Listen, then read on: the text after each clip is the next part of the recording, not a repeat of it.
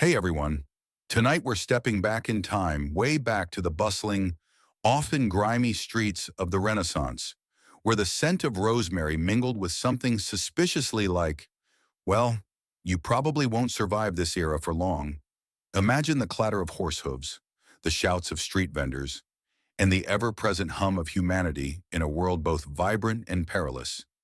You're trudging through cobblestone alleys, perhaps a little lightheaded from the last meal, and you spy a familiar sign, a pole striped with red and white, signifying the local barber. But this isn't just any barber. Oh no, you're about to discover a secret world hidden in plain sight, one where your local hair trimmer might just hold the key to your heart's desires for a price. So, before you get comfortable, take a moment to like the video and subscribe, but only if you genuinely enjoy what I do here. And hey, let me know where you're tuning in from and what time it is for you. Like and follow to keep this journey going. Now, dim the lights, maybe turn on a fan for that soft background hum, and let's ease into tonight's journey together. You might think of a barber as someone who simply cuts hair and shaves beards, a master of scissors and straight razors. But in the Renaissance, this was far from the truth. The barbershop, or barber surgeon's room, shop as it was more accurately known, was a veritable hub of community life and, surprisingly, a primary care facility. Forget your modern clinics with their sterile walls and hushed tones. This was a loud, often chaotic, and certainly multifunctional space. When you, a humble Renaissance citizen, felt a sudden ache, a persistent cough, or even a burgeoning lovesickness, the first person you often thought of wasn't a scholarly physician, but the friendly, albeit sometimes grim-faced, barber down the lane. This was a time before the strict professional divisions we recognize today. The line between doctor, dentist, pharmacist, and even beautician was remarkably blurred. Your barber wasn't just skilled with a blade for a clean shave. They were often the go-to person for everything from setting a broken bone to pulling a rotten tooth. They were the general practitioners of their day, dispensing advice, remedies, and sometimes a healthy dose of superstition. This broader role stemmed from the practical nature of their trade. Who else had sharp instruments, a steady hand, and a certain tolerance for, well, for things that might make most of us faint today? Historians still argue whether the barber surgeon's role evolved from simple practicality or if it was a deliberate strategy by barbers to expand their profitable services. Either way, you, the customer, benefited from or sometimes suffered through their multi-talented approach. Imagine the scene you walk in, the air thick with the smell of pomades, a hint of something metallic from a recent procedure, and perhaps the faint, sweet scent of herbs. On one wall, you might see rows of gleaming razors and combs. On another, jars of mysterious concoctions, dried herbs, and perhaps even a display of pulled teeth. It was an environment that perfectly blended the mundane with the mysterious, the everyday with the esoteric, and it was this very blend that allowed for a fascinating and often lucrative side business to flourish, the sale of our secret love potions. You see, while they were busy with the practicalities of hygiene and basic surgery, barbers also understood the human heart. They saw the longing in their customers' eyes, heard the whispered woes of unrequited love, and recognized the universal desire for connection and affection. And where there was desire, there was opportunity. They were positioned perfectly to cater to these deeper, often more desperate needs. They were trusted, accessible, and dealt with the intimate details of people's lives, from their physical ailments to their outward appearance. This trust, combined with their practical skills and access to various natural and not-so-natural ingredients, made them ideal candidates for dabbling in the realm of romantic remedies. It was less about formal training in alchemy and more about practical experimentation, local folklore, and a shrewd understanding of human psychology. You might even call them the original wellness influencers, long before Instagram was a glint in anyone's eye. So, you're standing there in the barber surgeon shop, perhaps getting a trim, perhaps having a minor ailment seen to, and you start to realize this isn't your average salon visit. Your barber, with their surprisingly steady hands and often surprisingly gruff demeanor, was more than just a stylist. They were the quintessential multitasker of the Renaissance. It's easy to forget, with our specialized professions today, just how broad a scope of practice some trades once had. The barber wasn't merely a craftsman of coiffure, they were a significant, if somewhat informal, part of the medical landscape. Imagine you've got a throbbing toothache. Where do you go? Not to a dedicated dental practice, because those didn't really exist in the way we understand them. No, you'd likely shuffle over to your local barber with a pair of menacing-looking forceps or perhaps just a strong pair of pliers they'd be prepared to extract the offending molar. It was a crude, painful, and often traumatic experience, but for many, it was the only option available. You'd clench your jaw, probably sweat through your doublet, and hope for the best. And afterward, the barber might even offer you a swig of something strong to dull the pain, or a poultice made from local herbs to prevent infection, though its efficacy was, shall we say, debatable. But their services stretched far beyond dental distress. Did you have a splinter deeply embedded? The barber had the tweezers, a troublesome boil. They had the lancet, a persistent rash. They might suggest a salve made from animal fats and various botanical extracts. It was a kind of one-stop shop for minor injuries and common ailments, all performed with a pragmatic, no-nonsense approach. This made them indispensable members of the community, particularly for the common folk who couldn't afford a university-trained physician, even if one was available. The learned doctors of the era often focused on theoretical medicine, complex diagnoses based on humors and astrological charts, and rarely deigned to perform manual procedures. That was the barber's domain. This practical, hands-on experience gave barbers a unique understanding of the human body, albeit often through trial and error. They became adept at bandaging, applying poultices, and even setting simple fractures. You'd see splints and slings in their shops, alongside bottles of tonics and vials of mysterious liquids. This comprehensive approach to personal care, from aesthetic grooming to basic surgical interventions, meant that people developed a deep trust in their barber. They were privy to intimate details of their clients' lives, from their physical discomforts to their personal anxieties, creating a bond of confidence that was crucial for their more unconventional offerings. Historians still argue whether this broad scope of practice was due to a genuine desire to serve the community or primarily an economic decision to maximize income. Either way, it shaped the barber's role profoundly. This varied skill set also meant they were constantly experimenting with different ingredients and methods.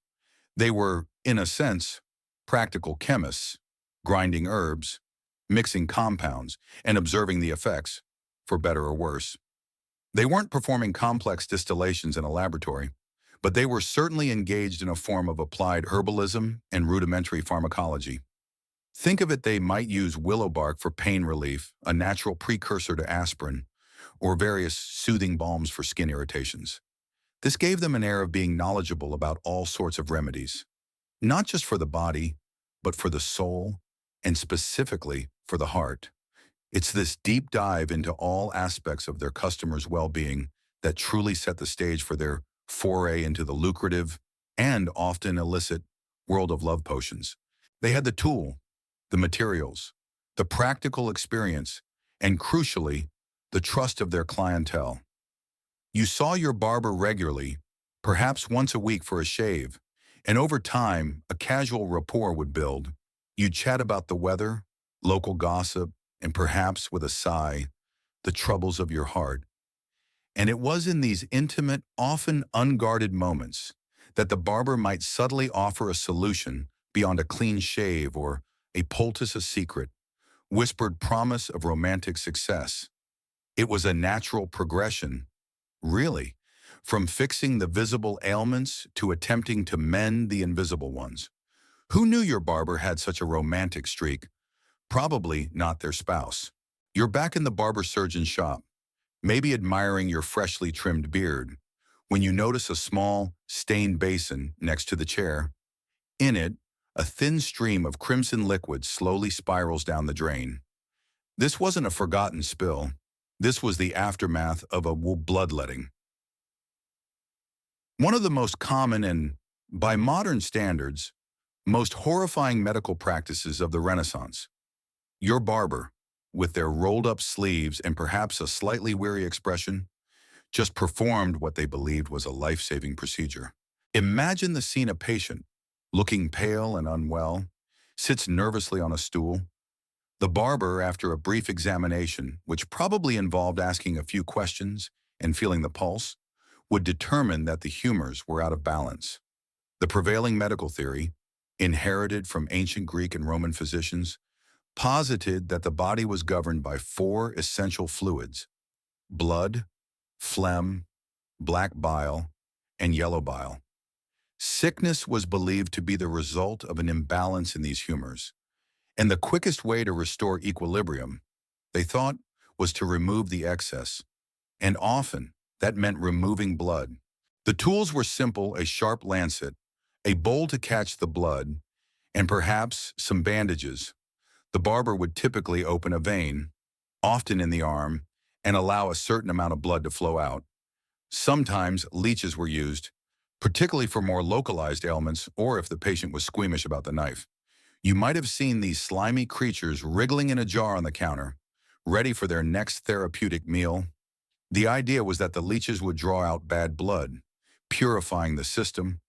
It sounds utterly barbaric to us now, but at the time, it was considered a legitimate, even sophisticated medical intervention.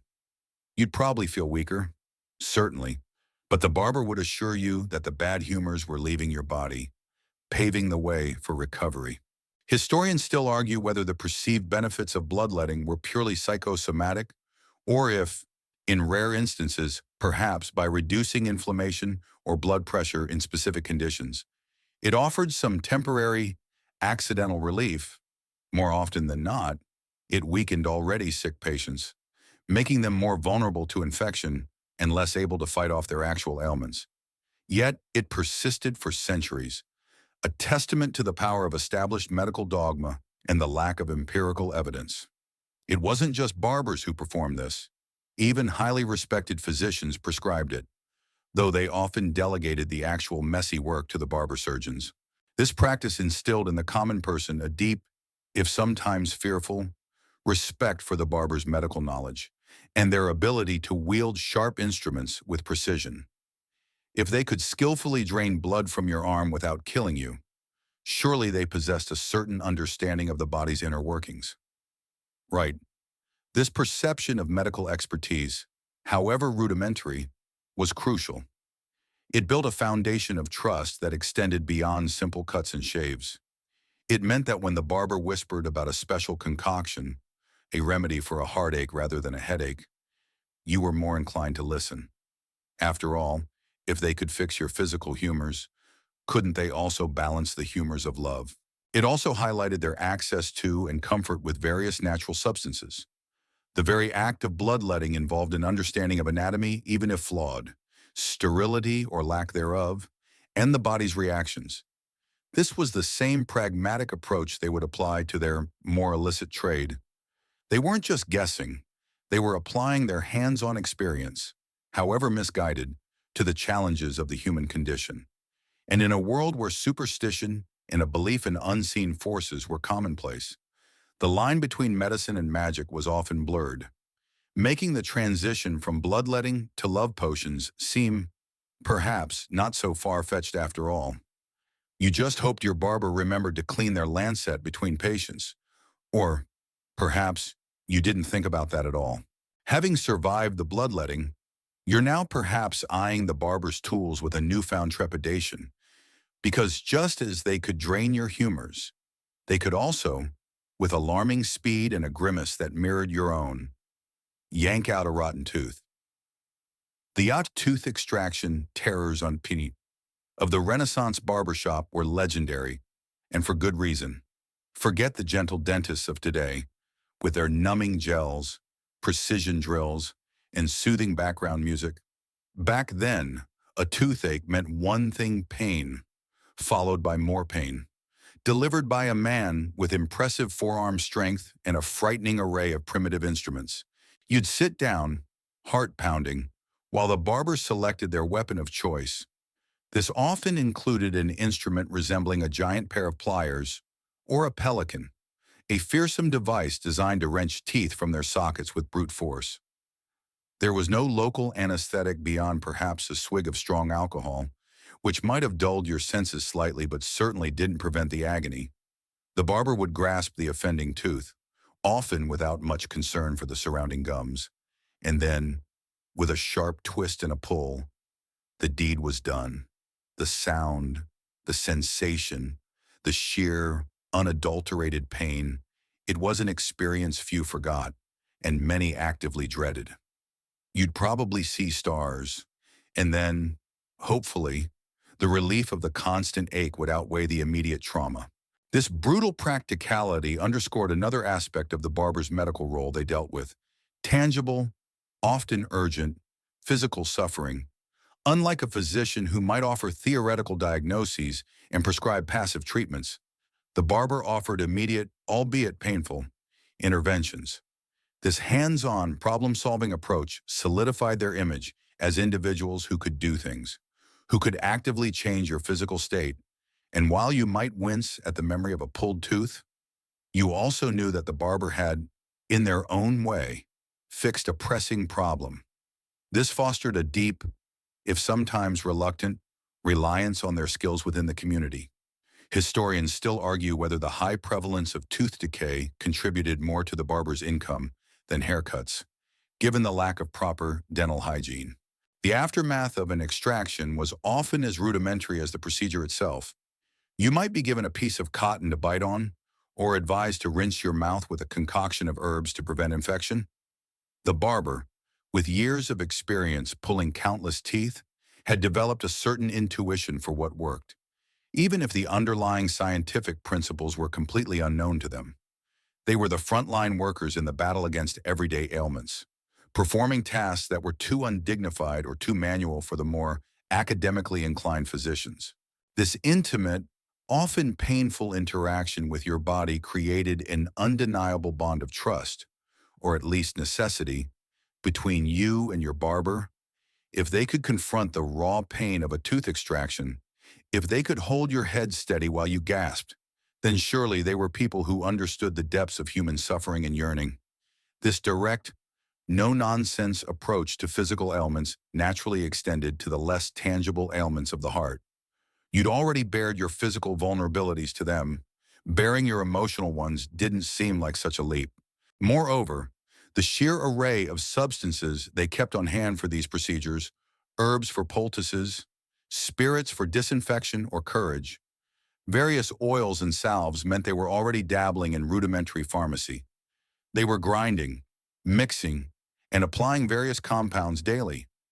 This practical experience with different materials, combined with their hands-on understanding of what made people feel better, or at least less bad, made them uniquely positioned to experiment with ingredients for a different kind of ailment: the ache of unrequited love.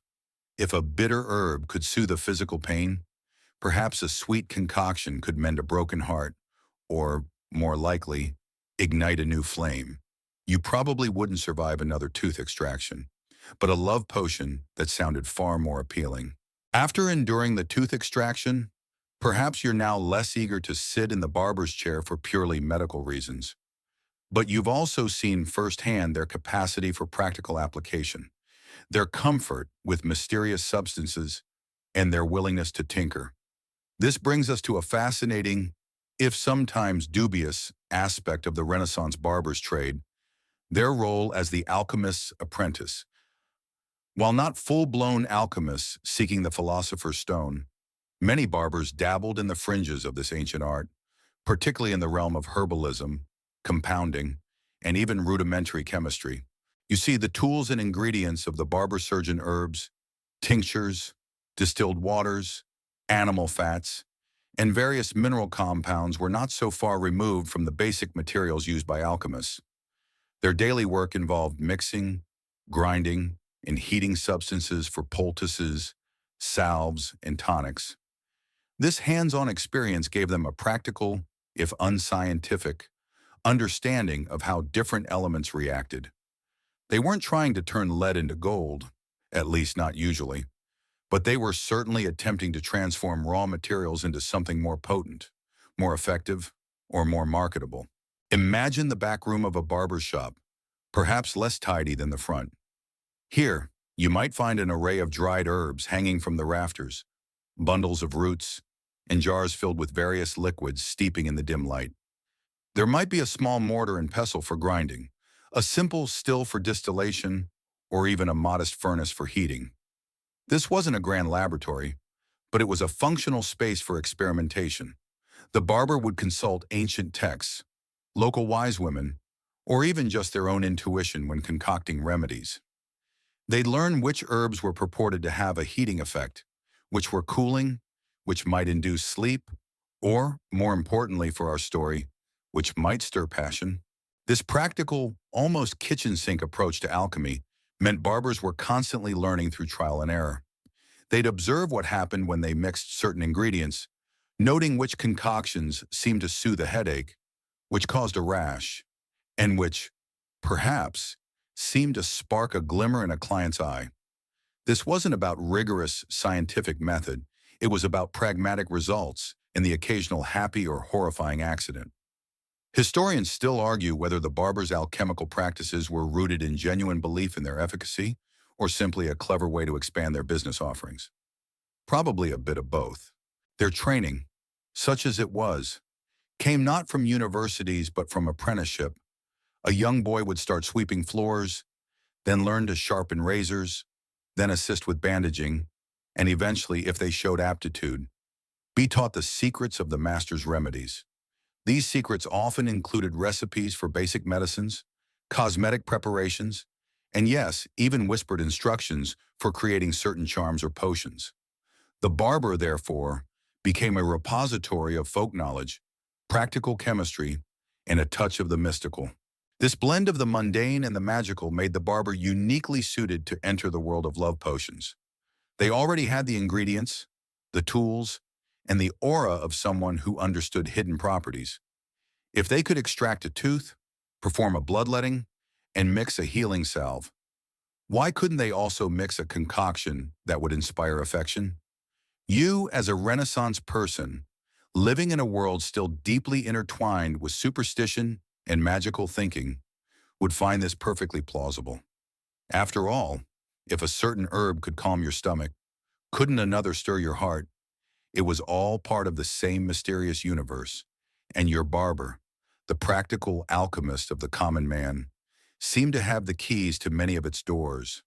You probably wouldn't survive a serious illness without them, but you might just survive unrequited love thanks to their hidden talents. Now, with your mind sufficiently expanded by the barber's multifaceted talents, we arrive at the most intriguing aspect of their enterprise, the moment when love potions emerge. It wasn't a grand unveiling with trumpets and fanfare. Rather, it was a subtle, almost clandestine addition to their already eclectic menu of services. The shift from treating physical ailments to addressing matters of the heart wasn't as dramatic as it sounds when you consider the pervasive beliefs of the time. While the customer would likely have approached the barber for a routine service, a shave, perhaps a minor wound, but in the course of conversation, driven by the informal trust established between you and this community pillar, you might let slip a sigh about your romantic woes. Perhaps your beloved seemed distant, or a long-held affection went unreturned, or you simply wish to attract more attention. This was the opening the shrewd barber was waiting for. They understood human nature, the deep-seated yearning for connection, and the desperation that unrequited love could breed. The initial whispers of love potions weren't about grand magical concoctions designed to instantly bind someone to your will.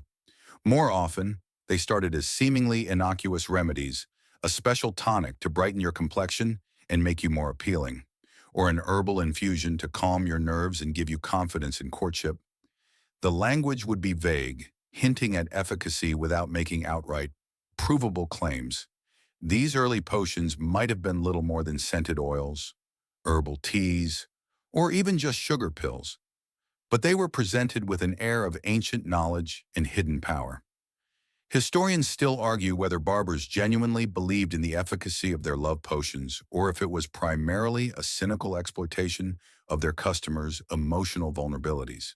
The beauty of this business model, from the barber's perspective, was its low risk and high reward. They weren't performing life or death surgery, they were offering hope. And hope, especially in matters of the heart, was a commodity people were willing to pay handsomely for. The ingredients were often inexpensive, easily sourced herbs, common household items, or even just colored water. But the perceived value, the promise of romantic success, was immeasurable. The barber shop, being a place where all strata of society converged from the common laborer to the merchant and perhaps even the occasional nobleman, provided a discreet network for this trade.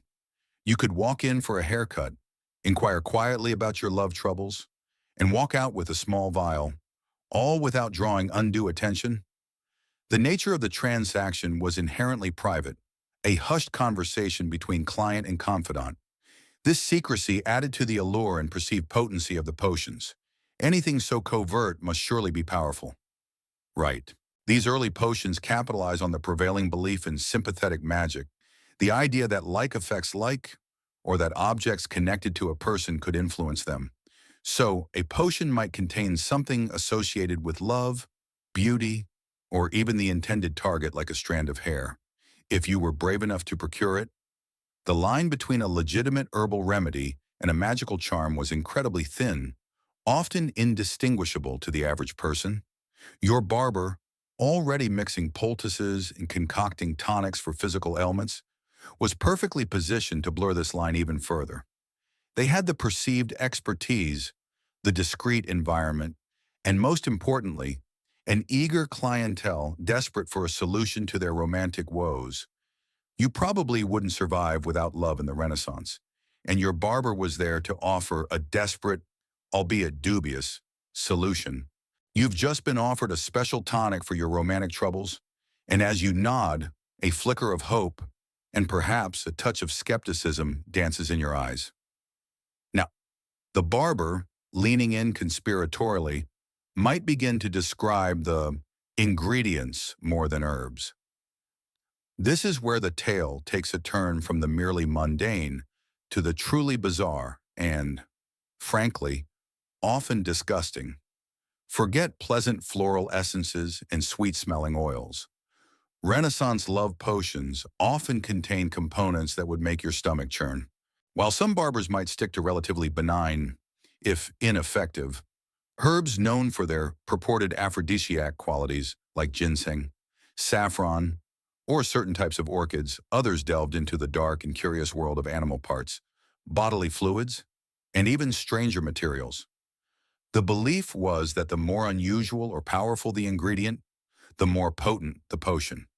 This wasn't just about chemistry, it was about sympathetic magic, where properties of the source were believed to transfer to the consumer or the target. Imagine being told your potion contains powdered dried bat's blood, believed to enhance nocturnal passion, or perhaps a dash of pulverized human bone, thought to bind souls together. Yes, you heard that right. Or how about a pinch of crocodile dung, supposedly used in some ancient Egyptian fertility rites and now repurposed for Renaissance romance? You'd try to keep a straight face, but inside, a small part of you would probably be gagging.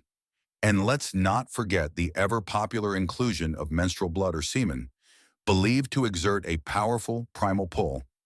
These ingredients were often whispered about rather than openly displayed, adding to their mystique and, conveniently, allowing the barber to use cheaper, less effective substitutes if the genuine article was too difficult or too gross to acquire. The logic, if you can call it that, often stemmed from ancient folklore, misinterpreted classical texts, or simply the barber's own inventive and desperate imagination. If a creature was known for its virility or fidelity, parts of it might be included. If a substance had a strong, unsettling odor, it might be thought to have a powerful effect on the senses. The key was the belief in the ingredient's power, not its actual pharmacological effect. This era lacked scientific understanding of biochemistry, so correlation was often mistaken for causation.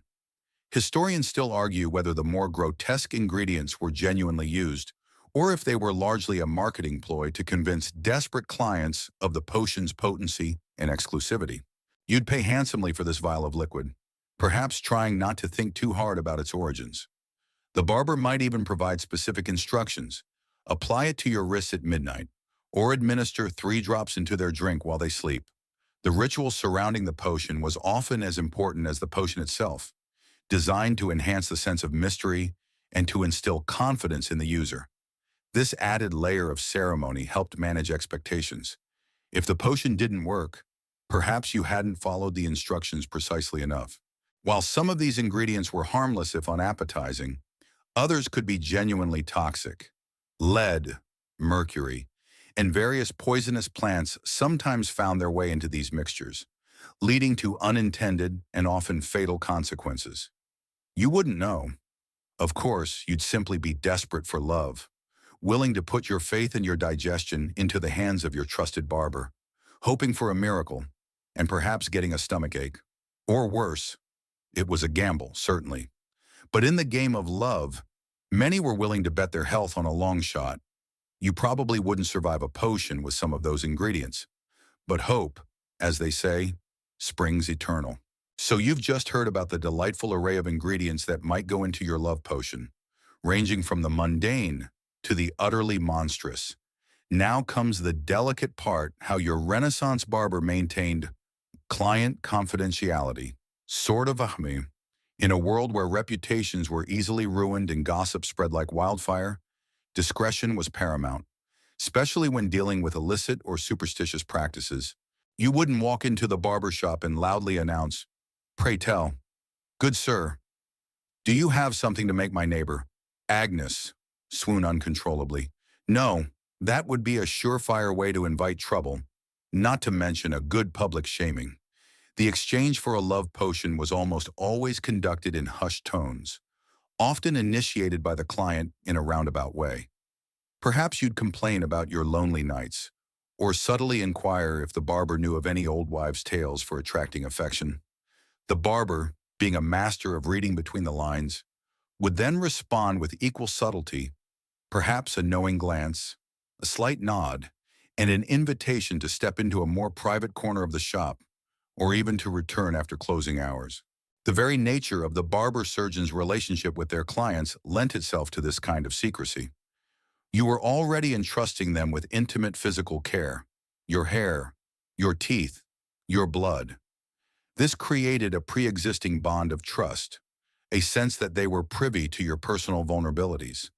It was a short leap from sharing physical woes to whispering about matters of the heart.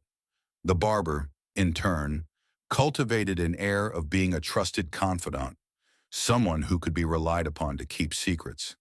This was essential for their business, not just for love potions, but for many other discreet services they offered. If word got out that a barber blabbed about their clients' indiscretions, their shop would soon be empty. However, this confidentiality was, as the section title suggests, sort of complete. While the barber might not openly divulge your specific request, the very fact that they offered such services would be an open secret within certain circles. It was a matter of reputation, a whispered understanding among those in the know. You wouldn't be surprised to hear a fellow townsfolk say, "Oh, if you've got a particular problem of the heart, old Master Bartholomew down by the market might have a solution." Historians still argue whether barbers actively cultivated this open secret for marketing purposes, or if it was simply an unavoidable consequence of their trade. The barber's shop itself facilitated this discreet trade. It was a public space, yet one with many nooks and crannies.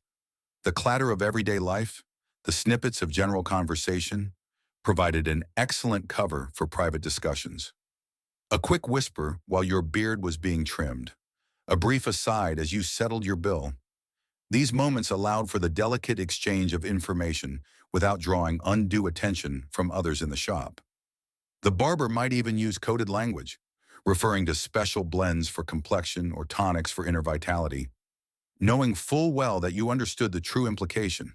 Furthermore, the clients themselves had a vested interest in maintaining the secrecy. If the potion worked, you wouldn't want anyone to know you'd used such a dubious method to win affection. It would undermine the authenticity of the love. If it failed, you certainly wouldn't want public ridicule.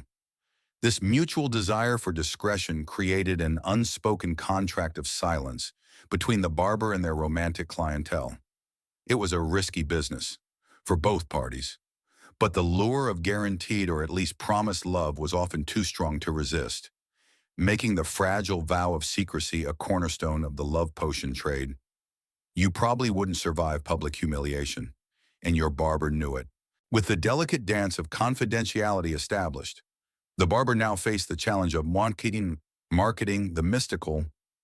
Bunny, how do you sell a secret love potion without explicitly advertising it? In a time before mass media, billboards, or even printed flyers for such dubious wares, it was an art form in subtle suggestion, whispered promises, and curated reputation. You wouldn't see a sign outside the barber shop declaring love potions sold here that would invite the ire of the authorities, the church, and potential rivals. Instead, the marketing was organic, relying heavily on word of mouth and the barber's own cultivated persona. The most effective advertisement was a successful or perceived as successful outcome. If your neighbor, who was once pining away, suddenly found herself happily betrothed after a visit to the barber, whispers would spread like wildfire through the community. Did you hear about Eleanor? She visited old Master Thomas, and now she's marrying that handsome baker. This informal network of gossip and anecdotal evidence was far more powerful than any direct advertisement. Barbers also used their general shop ambiance to hint at their broader capabilities. While the main area was for haircuts and shaves, the presence of certain items might subtly suggest their other talents. Perhaps a particularly ornate pestle and mortar, jars filled with brightly colored, exotic-looking liquids that weren't clearly labeled for medicinal use, or even a selection of fragrant herbs displayed more prominently than necessary. These visual cues, combined with the barber's reputation for dabbling in special remedies, would subtly nudge curious clients towards inquiring about deeper matters. Historians still argue whether some barbers deliberately placed certain curious items in their shops to pique customer interest, or if it was merely an organic evolution of their varied inventory. Their languages, too, was a key marketing tool. When discussing ailments of the heart, they might use veiled phrases like remedies for melancholy, tonics for renewed vigor, or charms for good fortune in matters of the heart. These euphemisms allowed them to broach the subject without directly breaking any laws or moral codes that prohibited witchcraft or overt magic. It placed the responsibility of interpretation on you, the client. If you understood their subtle hints, it was because you were seeking something beyond the ordinary, not because they were overtly selling something illicit. The barber's own demeanor played a crucial role. A certain air of mystery, a knowing look, or a quiet confidence when discussing personal matters could be incredibly effective. They were not just selling a product, they were selling hope, discretion, and a belief in the improbable. If the barber exuded an aura of having access to secret knowledge, clients would be more inclined to trust their offerings. They became perceived as wise figures, privy to forces beyond the common understanding, which made their solutions seem all the more plausible and powerful. Ultimately, the best marketing was the perceived success. If even a handful of clients believed their romantic fortunes had turned after using a barber's potion, that was enough to sustain the trade. People in the Renaissance, much like today, were desperate for quick fixes to complex problems, especially when it came to love. The allure of a magical solution, even a dubious one, was a powerful motivator.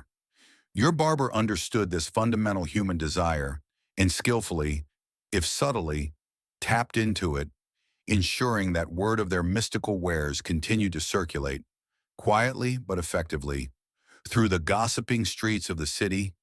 You probably wouldn't survive an awkward direct sales pitch, so the barber relied on your desperate hope. So, you've quietly acquired your potion, perhaps slipped into your hand with a discreet nod from the barber. Now comes the moment of truth, or rather, the enduring power of the mind, the placebo power. Really are. For many of these Renaissance love potions, their effectiveness hinged less on any actual chemical reaction within your body and far more on your own belief, expectation, and the psychological impact of having taken action to solve your romantic woes. Imagine this: you've been pining for someone, feeling helpless and perhaps a little desperate. Then, you acquire a secret potion, a tangible item that represents hope and intervention. The very act of taking this potion, perhaps performing a small ritual around it as instructed by the barber, can be incredibly empowering. You feel like you've finally done something. This shift from passive longing to active participation can genuinely alter your perception and behavior. You might suddenly feel more confident approaching your beloved, more charming in your interactions, or simply more optimistic about the outcome. This newfound confidence, entirely self-generated, could indeed make you seem more attractive and desirable. Historians still argue whether the absence of real chemical efficacy made these potions more or less insidious, given how they played on profound human desires. The human mind is a powerful thing, capable of manifesting belief into perceived reality. If you genuinely believe a potion will make you irresistible, your subconscious might just start adjusting your body language, your tone of voice, and your overall demeanor to align with that belief. You might smile more, make more eye contact, or simply exude an aura of self-assuredness that others find appealing. This isn't magic, it's basic psychology, brilliantly if accidentally exploited by the Renaissance barber.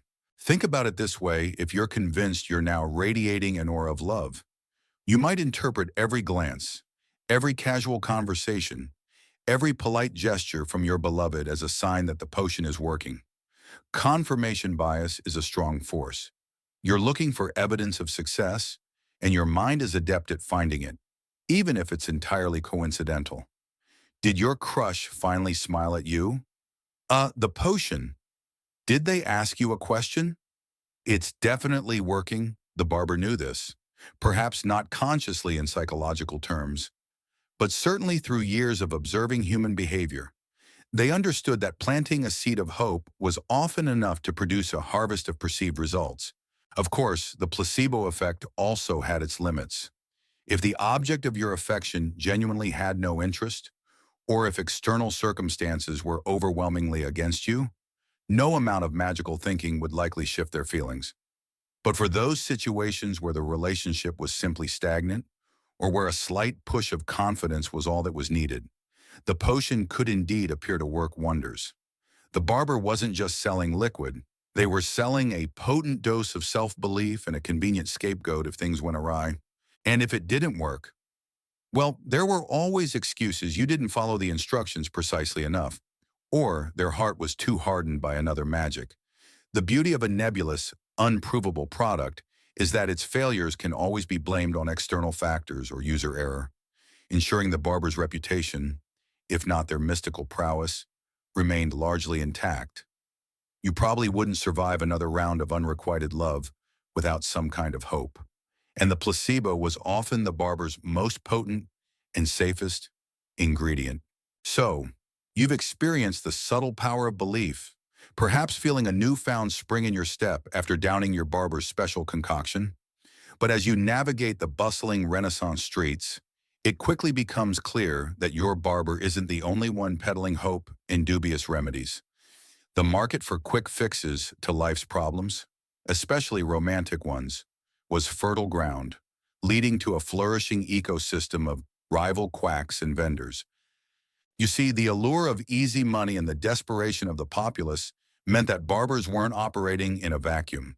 Every town, from the smallest hamlet to the grandest city, had its share of charlatans, traveling showmen, wise women, and other assorted hucksters, all eager to sell their own brand of miracle cure or love charm. You might encounter a snake oil salesman at the local fair, hawking elixirs guaranteed to cure everything from gout to heartbreak, or perhaps a wandering astrologer, claiming to read the celestial signs for romantic compatibility and offering personalized amulets. Historians still argue whether the proliferation of these quacks led to greater public skepticism or simply a wider array of options for the desperate. These rivals often employed even more outlandish claims and showmanship than the average barber. While your barber maintained a veneer of professionalism or, at least, practical medical skill, these other vendors relied on theatrical displays, exotic costumes, and bombastic promises to draw in crowds. They might set up a temporary booth in the market square, complete with banners depicting fantastical creatures or glowing testimonials from supposedly satisfied customers. Their love potions might contain even more bizarre ingredients, or simply be colored water with a dramatic presentation. The competition was fierce, but also often complementary. Each type of vendor appealed to a slightly different segment of the population or a different level of desperation. A barber's potion might be seen as more respectable or medically sound due to their established role in the community, whereas a traveling quack's potion might be sought out by those who preferred the thrill of the exotic or the appeal of a truly instantaneous miracle. You, the consumer, had a bewildering array of choices, each promising to deliver the elusive prize of love or affection. Some rivals even dabbled in outright magical practices, like casting spells or performing rituals, crossing the line from dubious medicine into genuine witchcraft, which carried far graver legal and social risks. The barber, by sticking mostly to potions and tonics, often managed to stay on the safer side of this boundary, positioning themselves as purveyors of natural remedies rather than dark magic. Even if the ingredients were questionable, this competitive landscape forced barbers to continuously innovate, or at least to refine their marketing and their recipes. They had to emphasize their local presence, their established reputation, and perhaps even the proven success of their discreet services over the fleeting promises of a traveling charlatan. It also meant that the price of love potions could fluctuate, depending on local demand and the number of active competitors.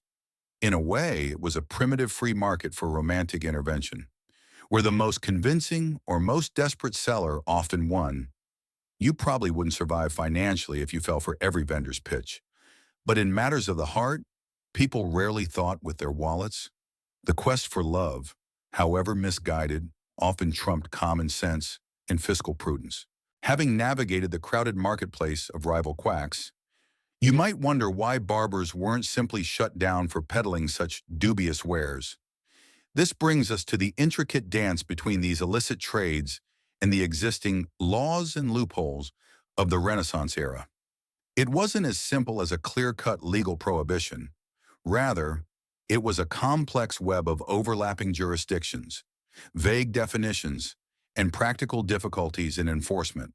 You see, while outright witchcraft, sorcery, and poisoning were indeed serious crimes punishable by severe penalties, sometimes even death, the sale of love potions often occupied a murky legal gray area.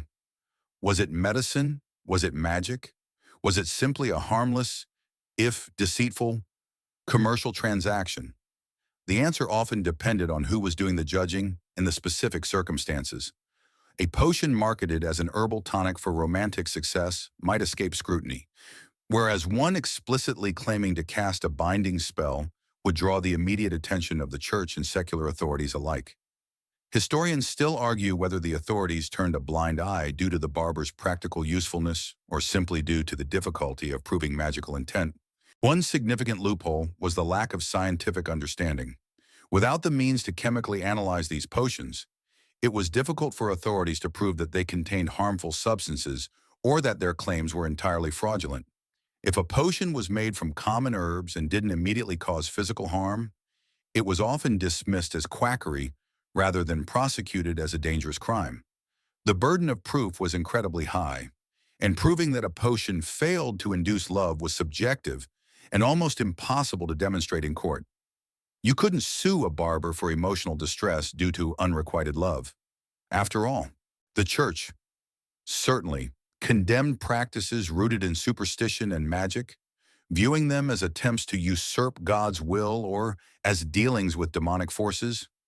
Ecclesiastical courts might intervene, but their power often varied geographically. and they typically focused on blatant acts of witchcraft rather than the subtle deceit of a barber. For many officials, a love potion was less a matter of heresy and more a matter of gullibility on the part of the consumer. It was often seen as a problem of fraud rather than a problem of sorcery, unless tangible harm came to someone. Furthermore, barbers, particularly established ones, were often useful members of the community. They performed essential medical services, however crude by modern standards, and were often respected figures. This local standing could grant them a certain degree of leniency or protection. Authorities might be reluctant to crack down too hard on someone who also set bones and pulled teeth, especially if the love potion trade remained discreet and didn't cause widespread scandal. The secrecy surrounding the transactions also served as a legal shield.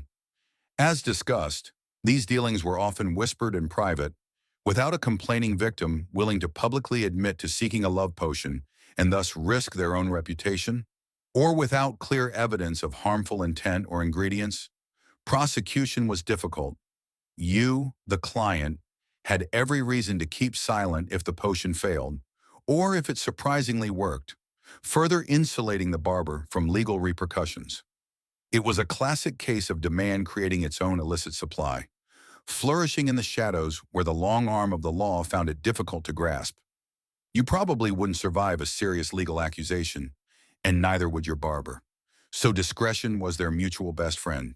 So, you ventured into the murky world of love potions, navigating the legal tightrope and the competitive landscape.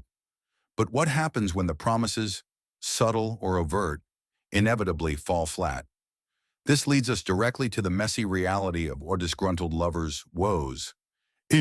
Because, let's be honest, love potions rarely worked as advertised, and when hope curdled into disappointment, the barber often found themselves facing a very unhappy customer.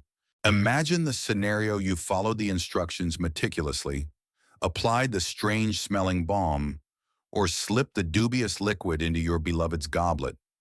Days turn into weeks, and instead of reciprocal affection, you're met with indifference, continued rejection, or perhaps even outright mockery. Your heart, already bruised by unrequited love, now feels doubly wounded by wasted money and dashed hopes.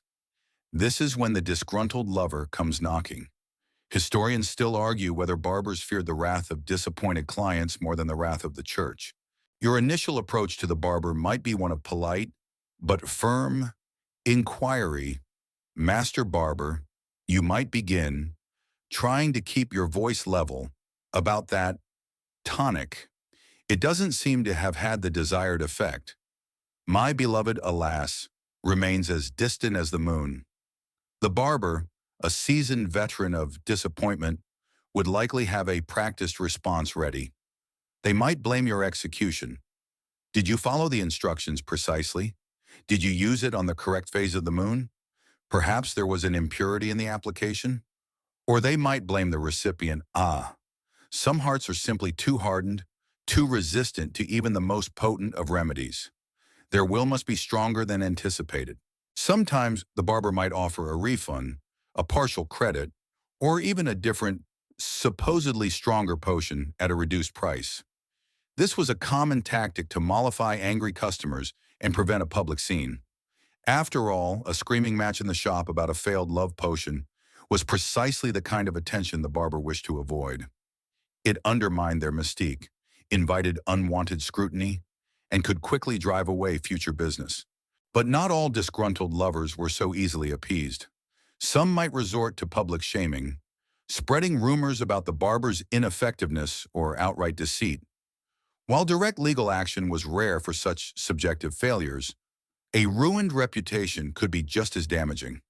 Imagine your friends and neighbors whispering about your gullibility or the barber's lack of magical prowess. That was a potent threat in a tight-knit Renaissance community. In extreme cases, a truly desperate or vengeful client might even resort to violence, though this was rare and risky for the client as well. More common were threats, heated arguments, or even minor acts of vandalism against the barber shop. The barber had to be a skilled negotiator, a master of deflection, and a calming presence to navigate these turbulent interactions. The dynamic was a fascinating blend of the emotional and the commercial. You, the client, felt emotionally betrayed, while the barber saw it as a business transaction gone awry. Their success depended not just on convincing you to buy, but also on managing the inevitable fallout when the product failed to deliver on its impossible promise. You probably wouldn't survive being openly ridiculed for falling for such schemes. So the barber's ability to manage your disappointment was crucial to their long-term survival in this peculiar niche. Having weathered the storms of disgruntled clients, the Renaissance barber understood that success in the love potion trade wasn't just about making the sale, it was fundamentally about reputation management with 101. In an era where word of mouth was the most powerful form of marketing, maintaining a credible or at least believable image was paramount for their survival and prosperity. You see, a barber couldn't afford a steady stream of angry, publicly complaining customers. One well-placed rumor could dry up their secret income faster than a summer drought, so they employed various strategies to protect their standing. First and foremost was the art of deflection, as we've touched upon. Blaming the client's insufficient faith, imprecise application, or the intractability of the target's heart was a common and often effective tactic. It shifted responsibility without directly admitting fault or denouncing the potion's inherent power. This clever rhetorical dance preserved the mystique. Historians still argue whether barbers genuinely believed their own deflections or if they were purely cynical business tactics.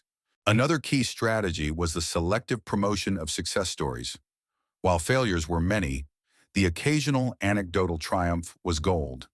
The barber would discreetly circulate tales of clients who, after using their special concoction, found love, married well, or reconciled with estranged partners. These stories, often embellished and shared with a wink and a nod, served as powerful counter-narratives to any whispers of failure. You might hear, "Old Master Giancarlo's potion truly worked for the baker's daughter. She's now happily married to the tailor's son." Such tale, and whether true or not, fueled hope and maintained belief in the barber's mystical capabilities. They also needed to carefully manage their pricing. Charging too little might devalue the perceived potency of the potion, making it seem like cheap trickery. Charging too much, however, could lead to greater client fury if it failed. Given the higher financial investment, finding that sweet spot where the price felt significant enough to justify the magic, but not so high as to invite overt accusations of grand fraud, was a delicate balance. A barber might even offer a sliding scale, depending on the client's apparent desperation or wealth, another subtle aspect of their reputation control. Furthermore, being an established, well-respected member of the community in their primary role as a barber surgeon provided a crucial buffer. If you were known for providing reliable haircuts, competent tooth extractions, and effective remedies for common ailments, people were generally more inclined to overlook or forgive the occasional failure in the more speculative realm of love potions. Their practical utility provided a foundation of credibility that allowed for the indulgence in the more mystical side ventures. You trusted them with your teeth, why not your heart? The barber's professional network also played a role. While rival quacks existed, there was likely an unwritten code among more established barber surgeons to not overtly undermine each other's specialties unless absolutely necessary. This informal solidarity helped protect the overall, albeit fragile, legitimacy of their broader trade. In essence, the Renaissance barber was not just a craftsman, they were a psychologist, a spin doctor, and a community pillar, expertly navigating the treacherous waters of public perception to ensure their secret side business continued to thrive. You probably wouldn't survive in business without a keen eye for public opinion, and neither did your barber. So, you've seen how the barber managed their reputation, deftly deflecting blame and highlighting successes, but underpinning all of this, for both the barber and you, the hopeful client, was the profound and pervasive role of the superstition. In the Renaissance, magic wasn't just for storybooks, it was woven into the fabric of everyday life, an unspoken and often spoken explanation for the inexplicable, from crop failures to sudden illnesses, and yes, to the unpredictable whims of the human heart. You lived in a world where omens were read in the flight of birds, where saints were invoked for every conceivable malady, and where the movements of the planets were believed to influence your destiny. The line between natural phenomena, divine intervention, and supernatural forces was incredibly blurry, if it existed at all.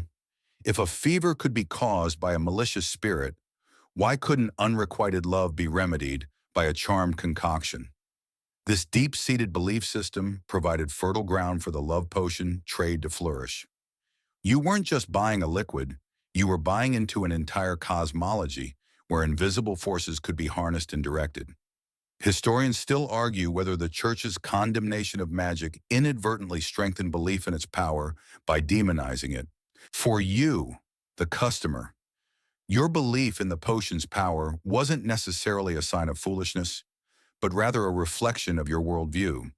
If you believed that certain herbs had magical properties, or that a ritual performed under a specific moon phase could affect outcomes, then the barber's potion fit perfectly into your understanding of the universe. You weren't necessarily seeking a scientific remedy, you were seeking a magical intervention, a way to influence fate that felt more tangible than mere prayer. The placebo effect, as we discussed, was amplified tenfold by this unwavering conviction. Barbers, being practical individuals, understood this. They didn't need to believe in the magic themselves, though some undoubtedly did. They only needed their clients to believe. They would incorporate elements into their potions and rituals that tapped into popular superstitions, ingredients gathered under a full moon, specific incantations, or instructions to wear an amulet while consuming the potion. These elements weren't chemically active, but they were psychologically potent, lending an air of authenticity and ancient power to their wares. The barber himself often cultivated an image that aligned with this mystical worldview. Perhaps they had a slightly eccentric air, or a collection of strange curios in their shop, or were known for their knowledge of local folklore. This reinforced the idea that they were more than just a cutter of hair. They were a keeper of arcane knowledge, someone connected to the unseen forces that shaped human lives. This reliance on superstition also provided convenient explanations for failure. If the potion didn't work, it wasn't the barber's fault or the potion's lack of efficacy. It was because the user's faith wasn't strong enough, or a counterspell was at play, or the stars simply weren't aligned. Such excuses, while frustrating for the client, rarely undermined the underlying belief in magic itself. It merely meant that this particular attempt had failed, leaving the door open for another, perhaps even more potent, solution from the same barber or a rival. You probably wouldn't survive the mental strain of life's unpredictability without some form of magical explanation, and the barber offered just that. Having seen how deeply superstition underpinned the belief in love potions, let's now refine our understanding of their purpose. For you, the hopeful Renaissance client, the distinction between genuine affection and carnal desire was often blurred, and the barber's potions reflected this. This brings us to the subtle, yet significant, difference from love to lust. While some clients genuinely sought to ignite a soulmate connection, many others simply desired physical attraction, seduction, or influence over another's will. You might approach the barber with a heartfelt plea to make your beloved return your affections, envisioning a future of tender glances and shared domesticity. This was the love aspect, but the barber, a pragmatist if nothing else, also understood the baser human desires. They knew that many seeking a love potion were, in truth, seeking a lust potion, a way to compel attraction, inspire passion, or simply gain control over someone they desired. The language might be veiled, but the intention was often clear. Make him desire me, you might whisper, or ensure she cannot resist my charms. Historians still argue whether barbers actively steered clients towards lust-inducing concoctions for higher profit margins, or simply responded to implicit demand. The ingredients often reflected this duality. While some potions might contain herbs believed to promote gentleness or affection, others would lean heavily on purported aphrodisiacs, substances believed to stimulate sexual desire and physical arousal. Think of ingredients like mandrake root, believed to have potent erotic properties, or certain animal glands thought to transfer virility or fecundity. These were not meant to inspire tender feelings, but rather a compelling physical urge. The barber would be adept at gauging your true intent and offering the appropriate and often more expensive solution. The instructions accompanying these lust potions might also differ. Instead of administering the potion subtly into a drink, you might be told to apply it directly to your skin, or to the bedsheets of the desired person, or even to consume it yourself to make you more irresistible. These rituals often emphasize the physical and the primal, contrasting with the more gentle emotional focus of a true love potion. This distinction was important for the barber for a few reasons. Firstly, potions aimed at generating raw lust were often perceived as more powerful and therefore could command a higher price. The immediate physical effects, even if psychosomatic, could be more apparent than the slow, tender blossoming of genuine affection. Secondly, while both types of potions were morally dubious in the eyes of the church, explicit attempts at sexual coercion through magic were considered far more heinous. The barber had to carefully navigate this line, often keeping the more potent, lust-inducing concoctions shrouded in greater secrecy. You, as a client, might also have felt a subtle internal conflict. While you desired true love, the immediacy of lust might have seemed a more attainable, or at least a quicker, outcome. The barber was a purveyor of shortcuts, and for many, the path to a beloved's bed seemed far more direct than the winding road to their heart. The market dictated the supply, and the Renaissance barber, ever the entrepreneur, was ready to fulfill desires both chaste and carnal, for a suitable fee. You probably wouldn't survive a publicly failed love potion that promised eternal devotion. But a temporary flirtation gone wrong was far less damaging to your reputation. Having explored the nuanced desires behind potion purchases, let's now consider who was actually making these risky investments. You, the potential customer, were often a woman as consumer on forming a significant, if not dominant, demographic for Renaissance love potions. In a society that offered limited avenues for female autonomy and self-determination, particularly in matters of the heart and marriage, these dubious concoctions represented a desperate, often last-ditch, attempt to exert some control over their destinies. Imagine your life as a Renaissance woman. Your social standing, economic security, and future happiness were often entirely dependent on securing a favorable marriage. Love was often a secondary consideration to dowries, family alliances, and social status. If you found yourself deeply in love with someone unsuitable, or if a promised match seemed to be slipping away, or if you simply yearned for affection that wasn't forthcoming, your options were severely limited. You couldn't simply declare your love, nor could you easily pursue someone outside of societal norms. This created a fertile ground for despair, and thus for the promises of a love potion.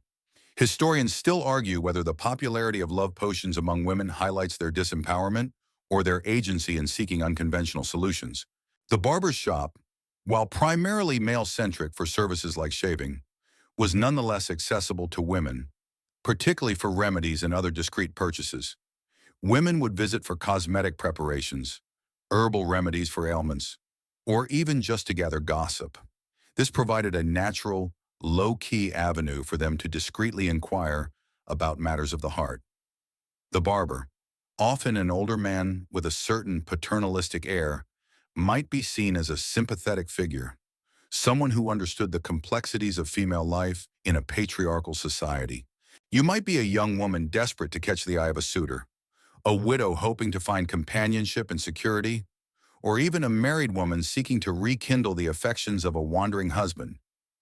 Each of these scenarios presented a unique vulnerability that the barber was ready to exploit. The appeal wasn't just in making someone fall in love, it was in gaining power, in influencing an outcome that felt entirely out of your hands. The potion offered a psychological escape from helplessness. The perceived successes of these potions would be particularly potent among female networks. A tale of a woman who secured a good marriage after a visit to the barber would spread quickly, offering a glimmer of hope to others facing similar struggles. This shared desperation and shared hope fueled the demand. Even in the face of widespread failures, the collective belief, reinforced by anecdotal evidence, sustained the market.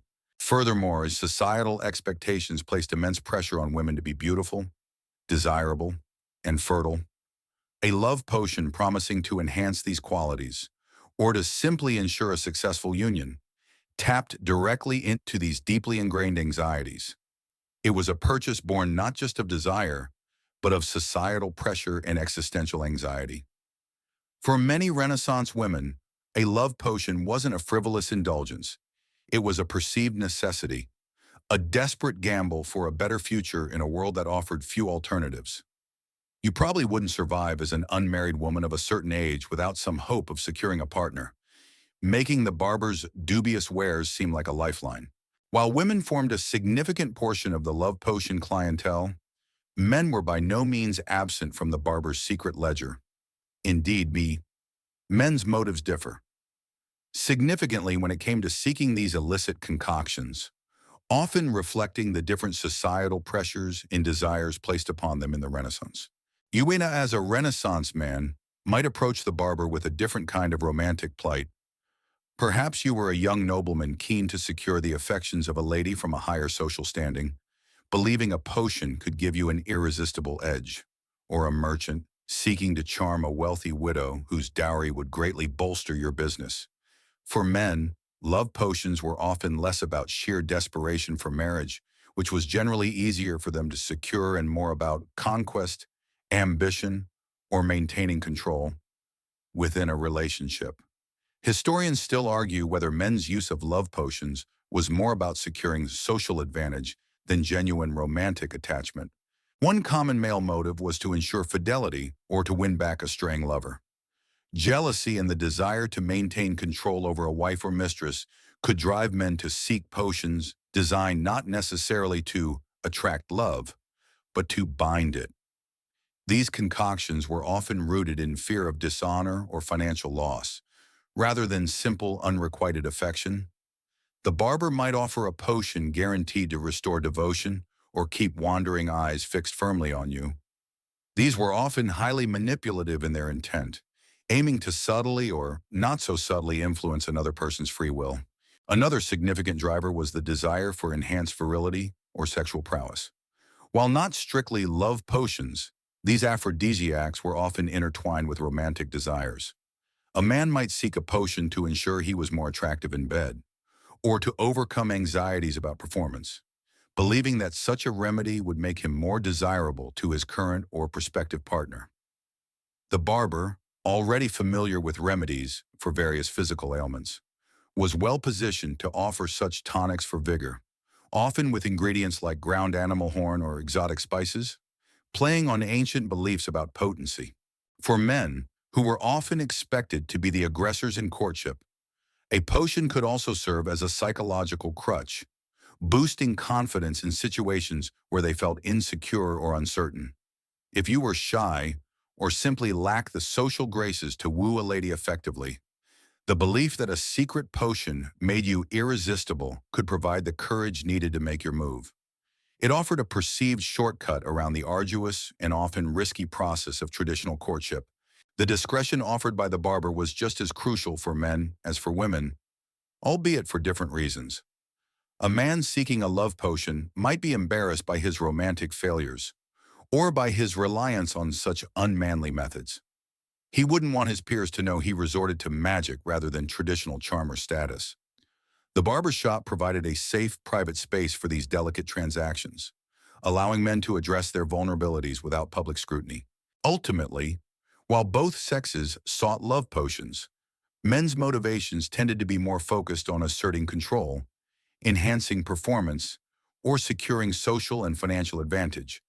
Reflecting the broader patriarchal structures of Renaissance society, the barber, ever the astute observer of human desire, adapted their sales pitch and their recipes to cater to these distinct male yearnings, ensuring a steady stream of clientele from both halves of the population.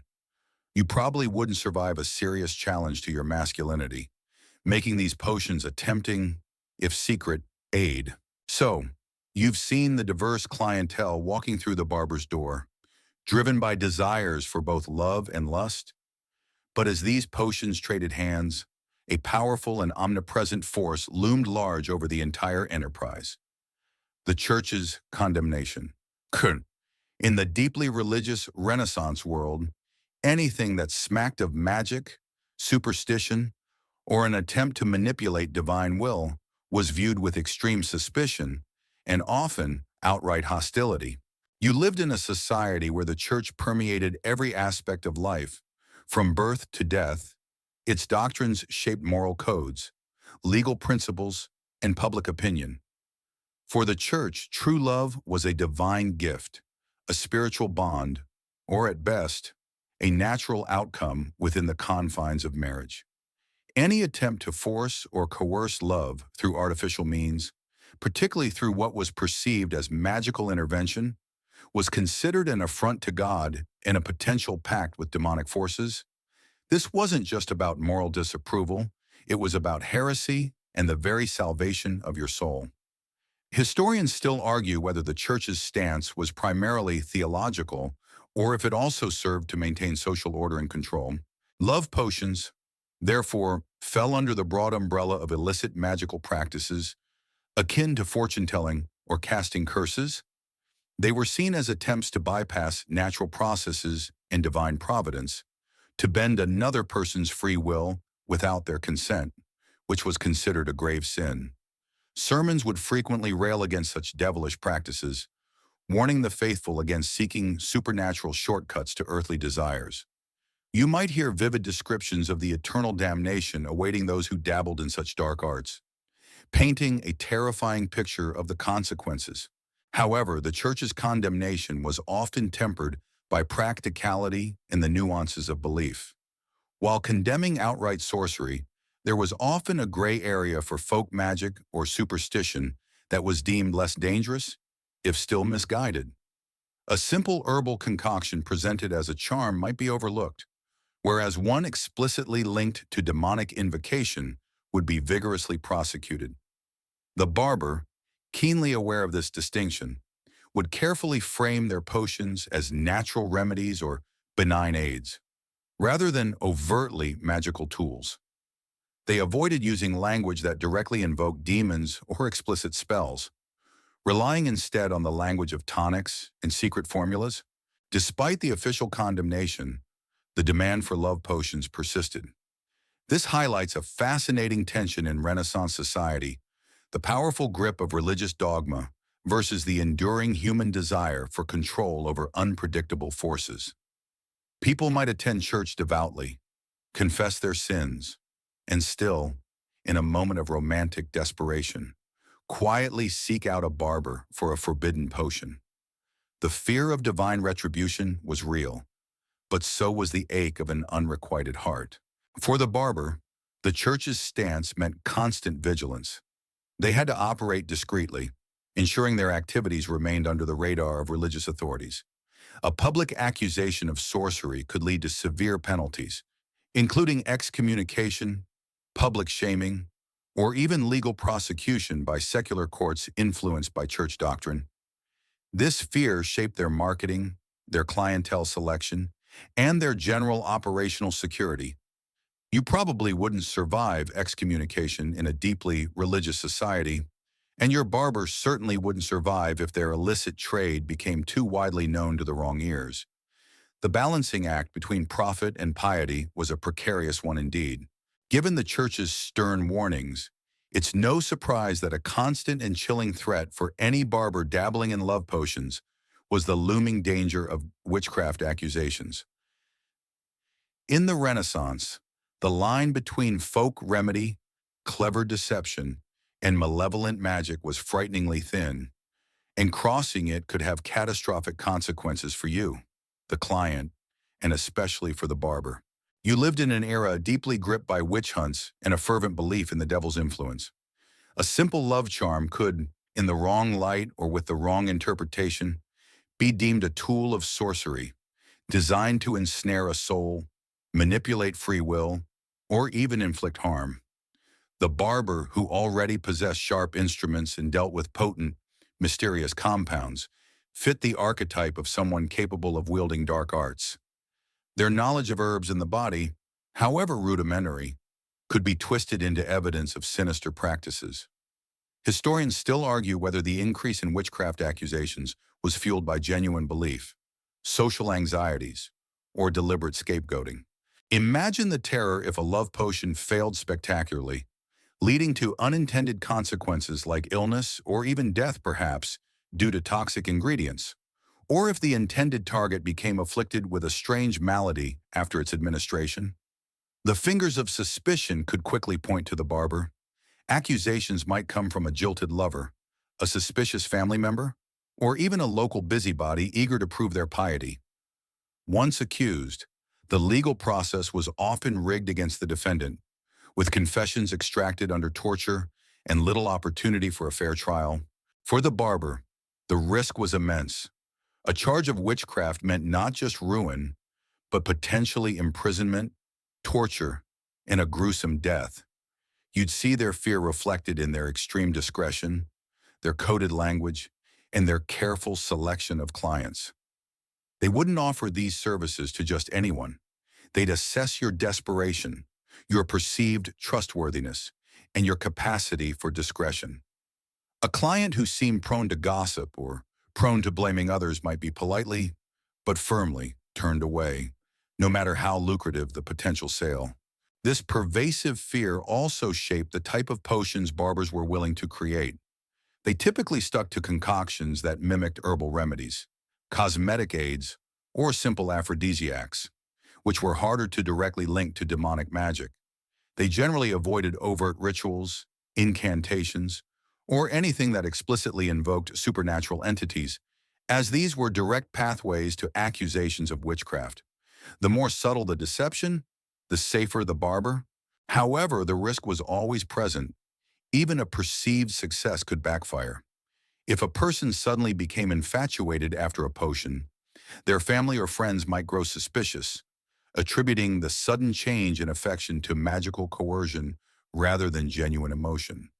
This could lead to an investigation, and the unfortunate client, desperate for love, might be forced to reveal the barber's involvement. The threat of witchcraft accusations constantly hung over the barber's illicit trade, forcing them to walk a perilous tightrope between profit and perdition. It was a testament to the powerful demand for romantic solutions that barbers were willing to undertake such a grave risk.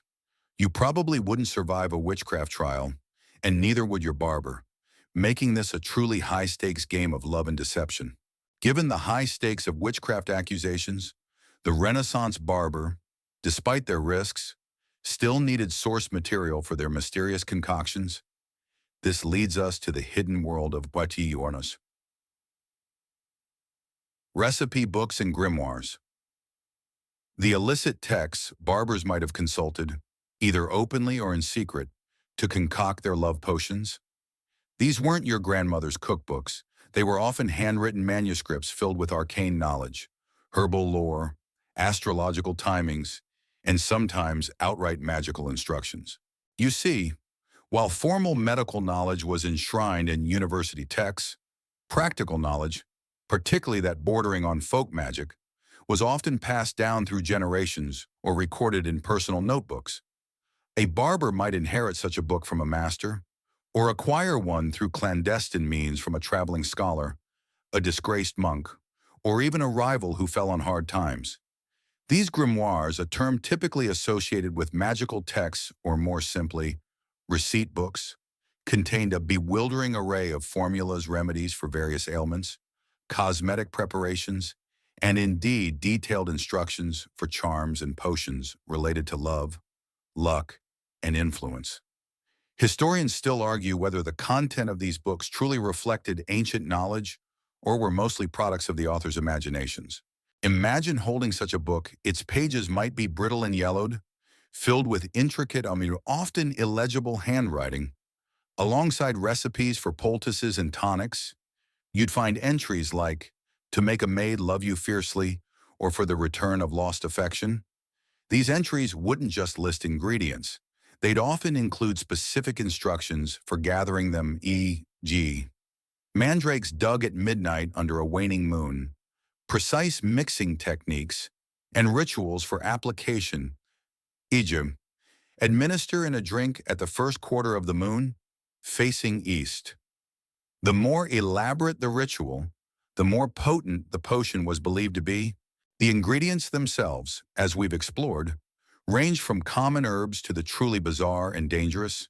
A recipe might call for pigeon's blood, mole's feet, or even dragon's breath, likely a euphemism for some highly flammable or volatile substance. The instructions might also specify planetary alignments, specific days of the week, or the precise hour for concoction, blending rudimentary astrology with folk magic. This complexity added to the aura of authenticity and exclusivity. Only someone with access to such secret knowledge, like your barber, could create these powerful elixirs. Possessing such texts was a double-edged sword for the barber. On one hand, it provided a seemingly authoritative source for their potions, lending credibility to their claims. On the other hand, if discovered by religious or secular authorities, such a book could be damning evidence of witchcraft, putting the barber's life at severe risk. Thus, these books were often kept hidden, consulted in secret, and rarely shown to clients. Their existence contributed to the barber's mystique as someone with access to forbidden knowledge, without exposing them to direct legal peril unless the book itself was found. The practical value of these books was less about scientific efficacy and more about providing a framework for the barber's operations. They offered a semblance of structure to their otherwise dubious trade, a set of rules and recipes that could be followed, adapted, and marketed to a desperate clientele. You probably wouldn't survive the concoction process if you were trying to follow one of these recipes yourself, but your barber, with their practiced hand, made it seem effortless.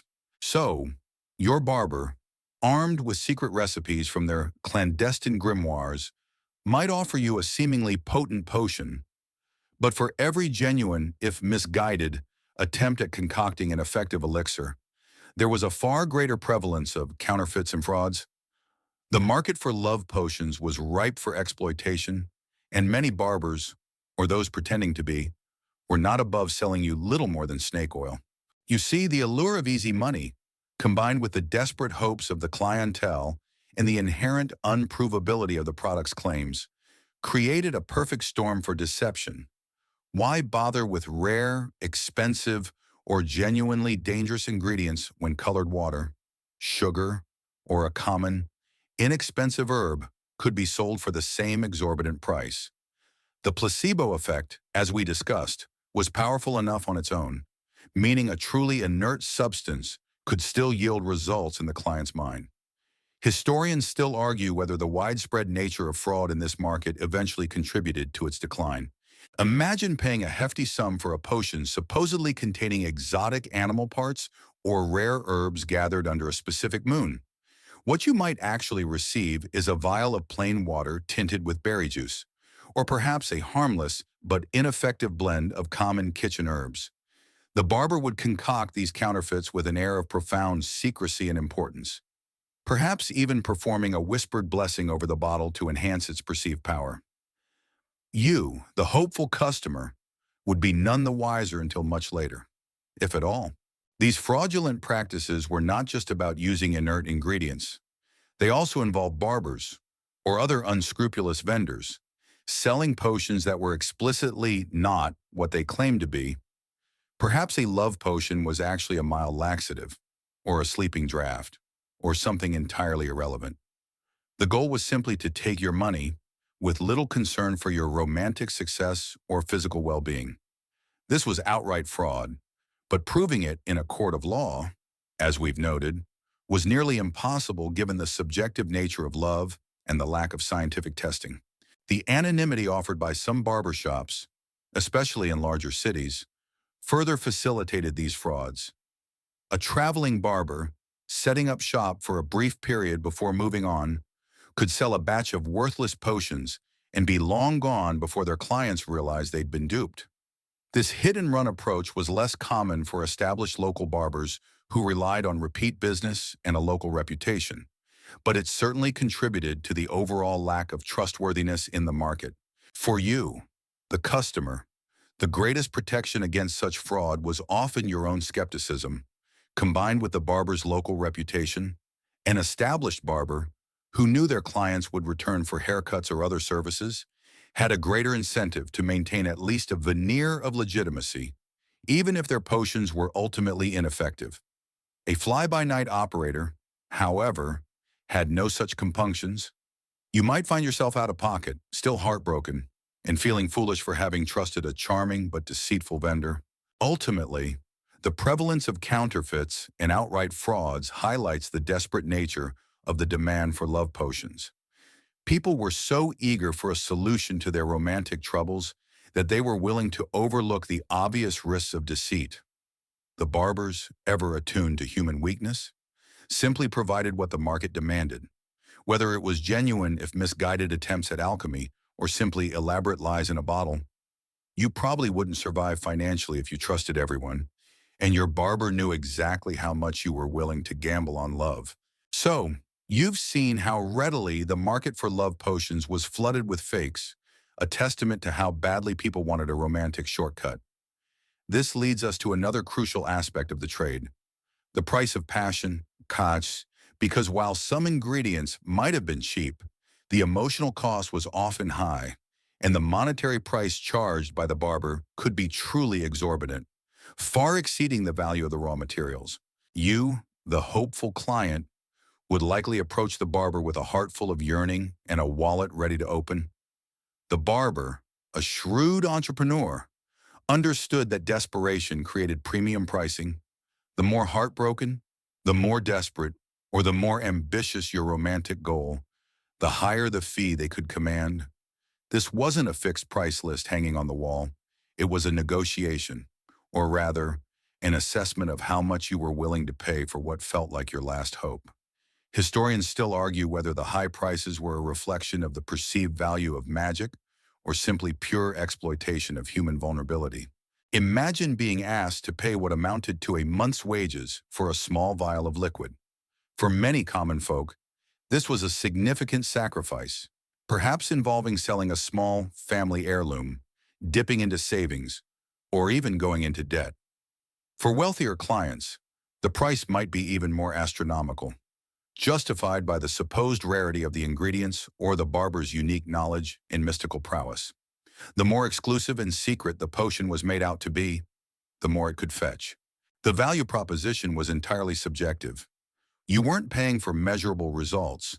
You were paying for hope, for a sense of agency, and for the illusion of control over the chaotic forces of love.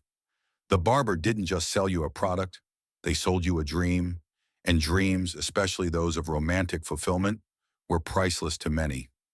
This psychological pricing was a key element of their business model.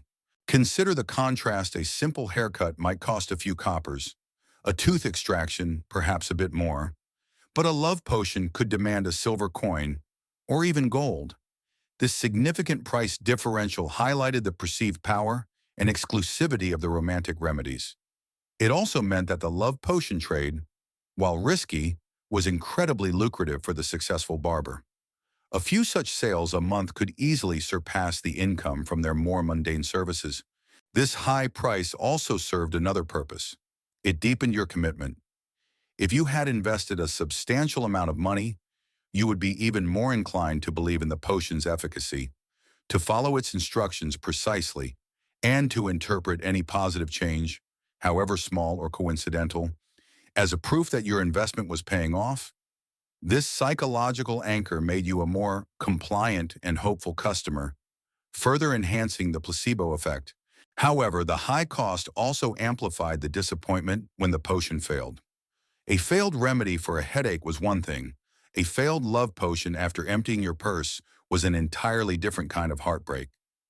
This is why the barber's reputation management skills were so crucial. As disgruntled clients with lighter wallets were often the most vocal, ultimately, the pricing strategy of the Renaissance barber revealed a profound understanding of human desire and desperation. They knew that when it came to love, people were often willing to pay almost any price, no matter how irrational, for a glimmer of hope.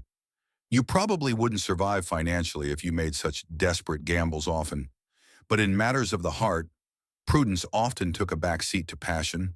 You've shelled out a significant sum for your love potion, and now, whether it worked or not, you're acutely aware of the stories circulating in the community. This brings us to the fascinating phenomenon of anecdotal success stories. Er, The lifeblood of the Renaissance barber's love potion trade. These were the whispered tales, the overheard snippets of gossip, and the occasional direct testimonial that kept hope alive and new clients walking through the barber's door. Imagine you're at the market, haggling for vegetables, when you overhear two women chatting. "Did you hear about young Isabella?" one might whisper conspiratorially. "She was utterly heartbroken after that nobleman ignored her. But after a visit to Master Giovanni the barber, he's suddenly sending her flowers and sonnets." Such stories, whether embellished or entirely fabricated, acted as powerful informal advertisements. They tapped into the communal longing for romantic fulfillment and offered tangible, if unprovable, proof that the barber's secret wares actually worked. Historians still argue whether these success stories were genuine coincidences, pure fabrication, or a strong testament to the power of the placebo effect. These anecdotes were crucial because, unlike the measurable results of a tooth extraction or a simple wound dressing, the success of a love potion was entirely subjective and open to interpretation. If a relationship improved after the potion was administered, it was attributed to the potion, regardless of other contributing factors like the passage of time, a change in behavior, or simply a lucky coincidence. The human mind is adept at finding patterns, especially when it desperately wants to see them. The barber himself would subtly, or not so subtly, encourage the spread of these stories. While maintaining client confidentiality about the transaction, they might strategically drop hints about the happy outcome of a certain unnamed client, knowing full well that such information would travel through the grapevine. They might even subtly encourage satisfied customers to share their good fortune, turning them into unwitting or even willing marketers. "If you are pleased, madam," the barber might say with a knowing smile, "perhaps you might encourage others in similar distress." These success stories didn't need to be widespread to be effective. A few well-placed, highly compelling narratives were enough to sustain belief. People were more likely to remember a dramatic success than a quiet failure. The emotional impact of hearing about someone finding happiness through such a magical intervention was far more potent than any rational skepticism. It offered a tantalizing glimmer of hope in a world where romantic happiness often felt arbitrary and elusive. Furthermore, these tales often highlighted the barber's unique gifts. It wasn't just any potion, it was the barber's potion, imbued with their secret knowledge and skill. This distinction reinforced their reputation as a unique source of such powerful remedies, elevating them above generic quacks. Of course, the vast majority of potions likely led to no discernible romantic change, or even to outright disappointment, but those failures were rarely publicized. They were private heartbreaks, embarrassing admissions that clients preferred to keep to themselves. It was the successes, however few, that echoed through the taverns and market squares, perpetuating the myth and driving new desperate souls to the barber's door. You probably wouldn't survive a steady diet of romantic disappointments without some shred of hope, and these success stories, however fabricated, were just enough to keep you coming back for more. You've seen how pervasive the barber's mystical side business was, fueled by hope and superstition. But as the Renaissance drew to a close and new eras dawned, the barber surgeon's multifaceted role began to unravel. This brings us to the decline of barber surgeons, a slow but inevitable separation of the roles that had once been so seamlessly intertwined, marking the beginning of the end for their love potion sideline. Imagine the gradual shift. As the 17th and 18th centuries progressed, scientific inquiry, albeit in its infancy, began to gain more traction. The Age of Enlightenment emphasized reason and empirical observation over tradition and superstition. While still rudimentary, medical education started to become more formalized, moving from apprenticeships in a barber shop to more structured university training. Physicians, once content to theorize, began to embrace hands-on practice, and the skills of surgery started to be viewed as a distinct, specialized discipline. Historians still argue whether the decline was driven more by advances in medical science or by professionalization efforts to elevate the status of surgeons. This meant that the more complex and life-threatening procedures, like amputations or intricate wound repairs, gradually shifted from the barber surgeon to the emerging professional surgeon. These new surgeons, often with better training and a desire for higher social standing, actively sought to distance themselves from the more humble and less respected work of the barber. They wanted to shed the association with shaving and haircutting, pushing for royal charters and professional guilds that distinguish their craft. For you, the common person, this meant that if you needed a serious surgical intervention, you would increasingly seek out a trained surgeon rather than your local barber. The barber's medical duties slowly dwindled to minor ailments. Simple bloodletting, which itself was becoming less fashionable, though still practiced, and tooth extractions. While still providing a valuable service, their medical authority was diminishing. This professionalization had a direct impact on the love potion trade. As barbers became less associated with serious medical knowledge and more confined to grooming, their aura of mystical authority weakened. If they weren't seen as truly understanding the body's humors and complex remedies, their claims about influencing the heart or soul through potions became less credible. The magic began to drain from their touch, so to speak. Furthermore, public perception shifted. While superstition remained prevalent, outright quackery became increasingly scrutinized, particularly in more enlightened urban centers. Laws, though still imperfect, became slightly more refined, and the push for professional standards meant that unregulated remedies faced greater legal challenges.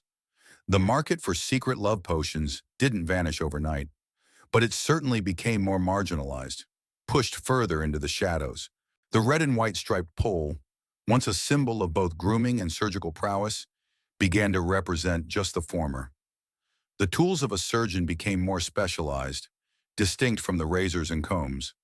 The once multi-talented barber surgeon was slowly but surely dividing into two separate professions: the barber, who cut hair, and the surgeon, who operated on bodies. And with that separation, the era of the barber as a purveyor of romantic magic gradually faded, leaving behind only whispers of a time when your local trimmer held the dubious key to your heart's desire. You probably wouldn't survive a serious operation by an untrained barber in this evolving medical landscape, making specialized care seem much more appealing. So when the barber surgeon's dual role began to splinter, pushing the love potion trade further to the fringes. Yet, despite its historical decline as a mainstream practice, the concept of the love potion never truly disappeared. Instead, it continued to thrive, evolving into a fascinating part of Wonk's legacy and folklore. These aren't just dusty historical facts. They're the echoes of desperate hopes and dubious promises that resonate through popular culture, cautionary tales, and romantic myths even to this day. You see, the idea of a magical concoction that can compel love is incredibly powerful. It taps into a universal human desire to be loved, to control one's destiny, and to overcome the agonizing uncertainty of unrequited affection. This deep emotional resonance ensured that even as real-world barbers stopped selling such wares, the story of them lived on. You encounter this legacy in countless fairy tales, where potions facilitate true love or, more often, lead to comical misunderstandings or tragic consequences. Think of Shakespeare's A Midsummer Night's Dream, where a love potion causes hilarious romantic chaos, or the many folk songs and ballads that speak of charms and spells to win a lover. Historians still argue whether these folkloric representations are exaggerations of real practices or entirely fictional constructs reflecting societal anxieties. This enduring presence in folklore often serves as a cautionary tale. While the immediate desire for a quick fix might be tempting, the stories frequently highlight the dangers of meddling with free will, the futility of forced affection, and the unpredictable nature of magic. The potions in these tales rarely lead to genuine, lasting happiness. Instead, they might inspire fleeting infatuation, painful regrets, or a tangled web of deceit. This reflects a societal understanding that true love cannot, and perhaps should not, be coerced. The image of the witch's brew or the gypsy's elixir owes a significant debt to the historical practices of individuals like the Renaissance barber surgeons. While perhaps not as overtly sinister, their mysterious concoctions, whispered promises, and use of unusual ingredients laid the groundwork for these archetypal magical potions.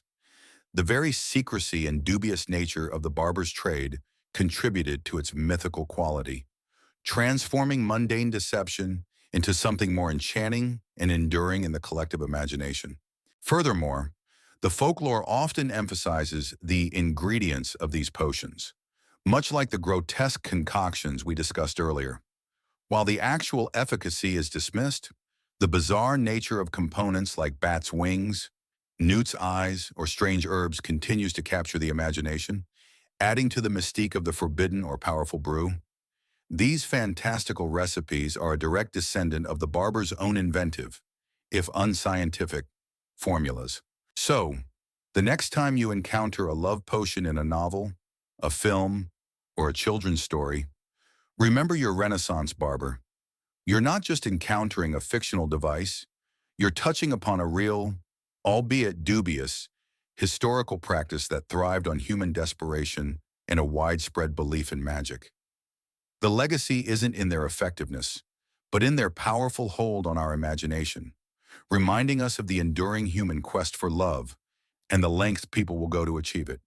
You probably wouldn't survive a real-life fairy tale involving these potions, but the stories certainly have. As we trace the faded lines of the Renaissance barber's trade, it's impossible not to notice modern parallels emerge. While you won't find a barber offering a love potion next to the beard oil today, the fundamental human desires they exploited and the marketing tactics they employed are surprisingly alive and well in our contemporary world. You see, the core longing for self-improvement, enhanced attractiveness, and romantic success is as potent now as it was centuries ago. Just as Renaissance women sought potions for allure, modern society offers a bewildering array of cosmetic surgeries, expensive skincare products, and diet fads, all promising to make you more desirable.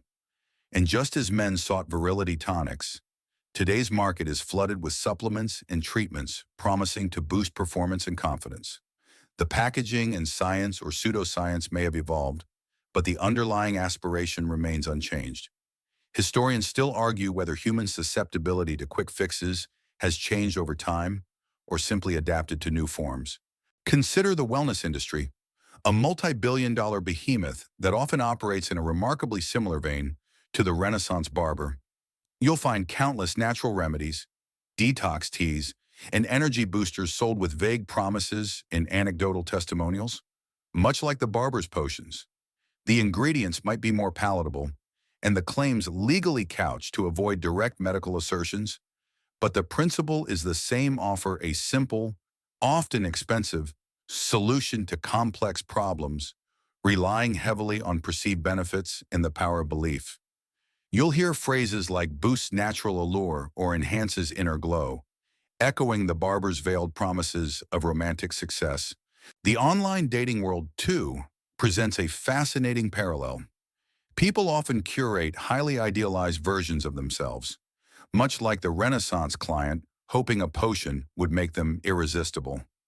The search for the perfect match and the desperation for connection can lead individuals to invest significant time and money in platforms and strategies that promise to deliver love, sometimes with questionable results. It's a digital equivalent of seeking a magical solution to a complex social challenge. And what about the enduring appeal of self-help gurus and motivational speakers? They often sell secrets to success, happiness, or love, much like the barber sold secret recipes from grimoires. These secrets might involve mindset shifts, affirmations, or specific routines, all designed to empower the individual and, crucially, to make them feel they are taking active steps towards their desires. This psychological boost, akin to the placebo effect of the potions, can indeed lead to perceived improvements, regardless of the inherent magic involved. Even the element of discretion persists. While not as clandestine as visiting a barber in a back alley, many modern beauty treatments, cosmetic procedures, or even self-help purchases are made with a desire for personal, often private, transformation. You might not want your peers to know every step you take to enhance your attractiveness or find love, mirroring the Renaissance client's desire for confidentiality. So, while the specifics have changed, the spirit of the Renaissance barber lives on. The human heart's desires, its vulnerabilities, and its eternal quest for shortcuts remain a fertile ground for industries that promise transformation. Whether through a mysterious vial or a shiny new supplement, you probably wouldn't survive the constant onslaught of modern marketing if you didn't have a healthy dose of skepticism. But the allure of a quick fix for love remains strong. As we draw closer to understanding the full picture of the Renaissance barber's love potion trade, it becomes abundantly clear that at its very heart lay of the ever-present desire. This wasn't merely a fleeting fancy or a passing trend.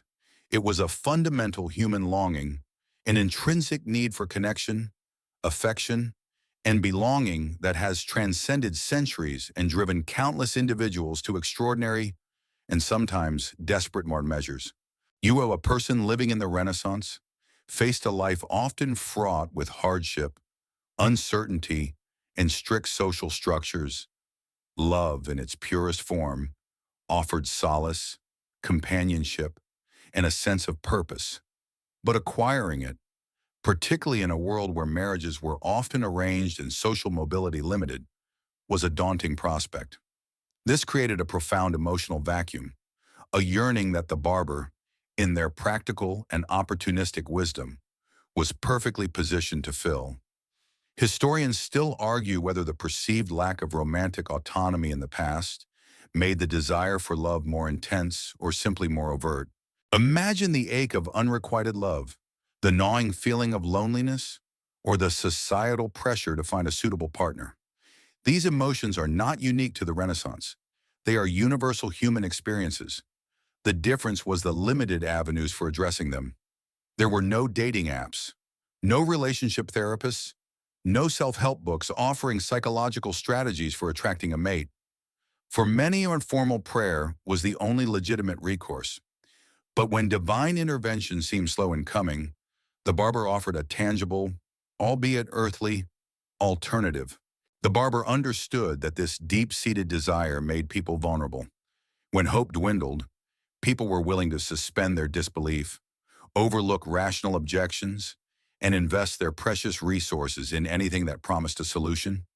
The price of passion wasn't just monetary, it was the price of a desperate heart grasping at straws. This willingness to believe, born out of profound longing, was the fuel that kept the love potion market not just alive, but thriving. Moreover, the desire wasn't always pure or romantic. As we've seen, it often encompassed lust, social ambition, or the need for control. These baser, yet equally powerful desires were also part of the fundamental human condition, and the barber catered to them just as readily. They were, in essence, merchants of human longing in all its forms, reflecting the complex tapestry of needs that drove individuals in their quest for connection. The barber's success wasn't due to their mystical powers or the actual efficacy of their potions, but to their astute understanding of this fundamental human craving. They didn't create the desire. They simply recognized its existence and offered a perceived shortcut to its fulfillment. They provided hope in a bottle, a tangible representation of an intangible wish.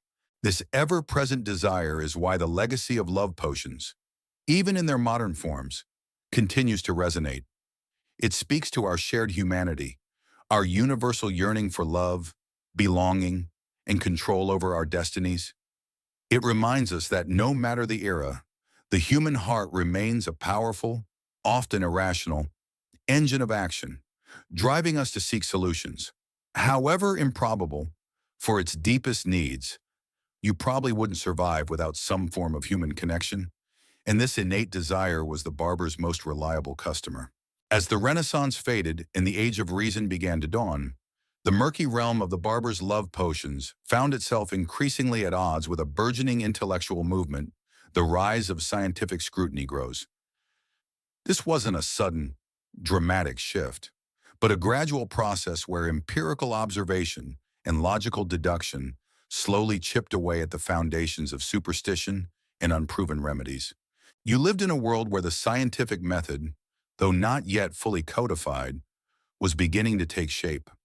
Figures like Francis Bacon advocated for observation and experimentation, challenging long-held beliefs based solely on tradition or authority. In medicine, this meant a slow but steady move away from the humoral theory and towards a more anatomical and physiological understanding of the body. Physicians began to dissect cadavers, observe diseases more closely, and compile evidence-based knowledge, however limited it still was. Historians still argue whether the scientific revolution's impact on everyday practices, like the love potion trade, was immediate or a much longer, drawn-out process. This burgeoning scientific mindset directly challenged the premise of love potions. If illness could be understood through natural causes and remedies through demonstrable chemical or biological effects, then how could a concoction made of bat's blood and herbs truly compel another's affection? The very idea began to seem less like a secret knowledge and more like a foolish superstition. The educated elite, particularly, and started to view such practices with disdain, associating them with the ignorant masses rather than with genuine medical or romantic solutions. Chemists, who were becoming distinct from alchemists, began to isolate compounds and understand their properties. They could demonstrate that certain substances had specific, predictable effects on the body, while others had none. This growing understanding of pharmacology meant that the secret ingredients of love potions could be analyzed and often found to be inert or, worse, harmful without any romantic benefit. This made it increasingly difficult for barbers to maintain the facade of efficacy. The rise of critical thinking also affected you, the public. While superstition remained deeply ingrained, a growing number of people, particularly in urban centers and among the more educated classes, began to question the claims of quacks and charlatans. If a love potion consistently failed and scientific explanations for human behavior became more accessible, the magic began to wear thin. The price of passion suddenly seemed too high for such unreliable results. Furthermore, medical licensing and professional regulations, however rudimentary, began to emerge. These efforts aimed to distinguish legitimate medical practitioners from unqualified charlatans. While barbers initially resisted this push for specialization, the eventual split between barbers and surgeons meant that the latter gained a new level of credibility and legal protection, further marginalizing those who continued to operate in the realm of unproven remedies. This wasn't an overnight revolution. Folk beliefs and desperate measures continued for centuries, but the seeds of doubt were sown. The increasing emphasis on reason, observation, and demonstrable proof began to slowly erode the credulity that had allowed the love potion trade to flourish. The barber's backroom alchemy, once seen as a mysterious art, was increasingly viewed as mere trickery, a relic of a less enlightened age. You probably wouldn't survive a serious scientific debate about the efficacy of a love potion, and neither would your barber's dwindling credibility. So, the twin forces of scientific scrutiny and professional specialization chipped away at the barber surgeon's once mighty domain, particularly their lucrative love potion sideline. This brings us to the end of the elixir era, the fading away of the Renaissance barber as a purveyor of secret romantic remedies. It wasn't a sudden, dramatic cessation, but a slow, almost imperceptible shift that mirrored the broader changes sweeping across society. You would have noticed it first in the subtle changes in your barber's shop. The shelves that once held jars of mysterious powders and suspiciously colored liquids might now prominently display a wider range of pomades, shaving creams, and hair tonics products that clearly served a cosmetic rather than a magical purpose. The conversations might shift from whispered romantic woes to discussions of the latest shaving techniques or the merits of different hair treatments. The focus was firmly back on grooming, the core of their original trade. Historians still argue whether the decline was truly complete or if underground practices simply became more deeply hidden. The formalization of medicine played a crucial role. As surgery and dentistry became distinct, highly specialized professions, the barber's remaining medical duties dwindled to almost nothing. The general practitioner of the past was now just a barber. With their medical authority diminished, their claims to concocting powerful remedies for the heart lost their last vestiges of credibility. If they weren't trusted to set a bone anymore, why would you trust them to mend a broken heart with a strange potion? Public perception also evolved. While superstition never entirely vanished, society became increasingly skeptical of overt magical interventions in everyday life. The rise of printed materials, greater literacy, and the circulation of more rationalistic ideas meant that blatant quackery became harder to sustain. The quack was no longer a figure of mysterious power, but often a subject of ridicule and scorn. People were still vulnerable to false promises, certainly, but the specific allure of a barber with a hidden magical formula diminished. The church's continued condemnation, while always present, gained more traction as society became more ordered and centralized. The risks associated with dabbling in anything that could be construed as sorcery outweighed the potential profits for many barbers. Why risk your livelihood, your reputation, or even your life for a trade that was becoming less credible and more dangerous? Ultimately, the end of the elixir era for barbers was a testament to progress. However gradual, it was a victory for nascent scientific understanding over blind superstition, for professional specialization over generalist dabbling, and for a slow shift in how society viewed health, healing, and human relationships. The desire for love, of course, remained eternal, but the means of pursuing it slowly moved away from the barber's backroom potion lab and towards other, often equally dubious, but distinctly more modern avenues. As the sun sets on our journey through the Renaissance barber's secret world, you can almost hear the faint echo of whispers in dusty shops, the clinking of bottles, and the sighs of hopeful lovers. That era, with its blend of practicality and pervasive belief in unseen forces, has faded into the past, leaving behind only the rich tapestry of history and folklore. The desperate gambles, the fleeting hopes, the strange ingredients, they all settle now, like dust motes dancing in a final ray of light. Take a deep breath. Let the stories soften, the vibrant details blur just a little at the edges. The world of the Renaissance is now far behind you, its bustling streets quiet, its secret potions dissolved into the mists of time. You've journeyed through a peculiar chapter of human ingenuity and vulnerability, a reminder that throughout history, the heart's desires have always driven us to seek extraordinary solutions. Now, as the last echoes of this story fade, let your mind drift. Feel the gentle hum of the silence, the softness of your surroundings. Rest easy, knowing that some secrets are best left in the past, and true affection, perhaps, is a magic that needs no potion. Sweet dreams.